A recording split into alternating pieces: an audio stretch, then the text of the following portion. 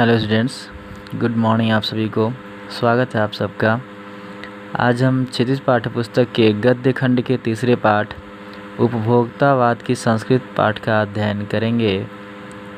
इस पाठ में लेखक श्यामाचरण दुबे जी ने बताया है कि किस तरह आज के युग में जो मनुष्य है वह दिखावे का जीवन जीने लगा है और दिखावे का जीवन जीने के लिए वह अपने लिए आवश्यक अथवा अनावश्यक वस्तुओं के प्रयोग करने में ज़रा सा भी हिचकता नहीं है, चाहे उसके लिए उसे कितना भी खर्च करना पड़े।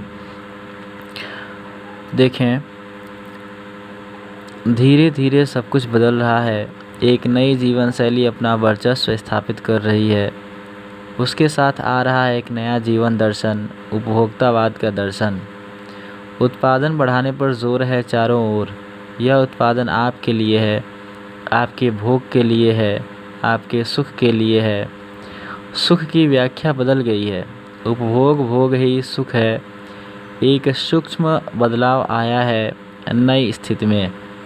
उत्पाद तो आपके लिए हैं, पर आप यह भूल जाते हैं कि जाने अनजाने आज के माहौल में आपका चरित्र भी बदल रहा है और आप उत्पाद को समर्पित होते जा रहे हैं।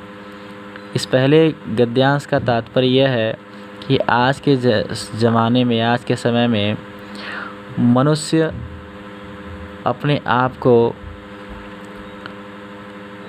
दिखाने के लिए, अपना वर्चस्व स्थापित करने के लिए किसी भी हद तक जाने के लिए तैयार है।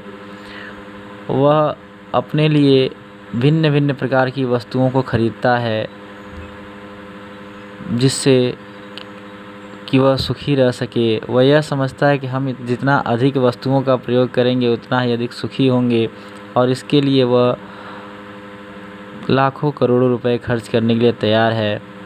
इस स्थिति में उस वस्तु को भोगने के लिए मनुष्य अपने आचरण तक को ध्यान में नहीं रख पाता और अपने आचरण तक को बदल डालता है, बस इस उद्देश्य से कि उसे किसी भी प्रकार वह वस्तु प्राप्त हो जाए जिससे समाज में उसका सम्मान बढ़े, उसका वर्चस्व हो। जबकि यह सत्य नहीं है।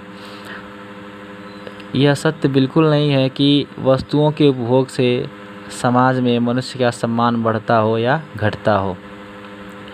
लेकिन सभी लोग आज इसी असत्य के पीछे भाग रहे हैं और इस भ्रम में हैं कि अधिक से अधिक महंगे से महंगे वस्तुओं को भोग कर समाज में उनका वर्चस्व बढ़ेगा, सम्मान बढ़ेगा। विलासिता की सामग्रियों से बाजार भरा पड़ा है जो आपको लुभाने की जी तोड़ कोशिश में निरंतर लगी रहती हैं। अर्थात जो कंपनियां हैं वो ग्राहकों को लुभाने के लिए भिन्न भिन्न प्रकार के हथकंडे अपनाती हैं और झूठ बोलने से भी हिचकती नहीं हैं। उनका मात्र उद्देश्य यही होता है कि किसी भी प्रकार से येन केन प्रकारेण ग्राहकों को अपनी तरफ आकर्षित करना। दैनिक जीवन में काम आने वाली वस्तुओं को ही लीजिए। टूथपेस्ट चाहिए, यह दांतों को मोती जैसा चमकीला बनाता है, यह मुंह की दुर्गंध हटाता है, यह मसूड़ों को मजबूत करता है और यह पूर्ण सुरक्षा देता है।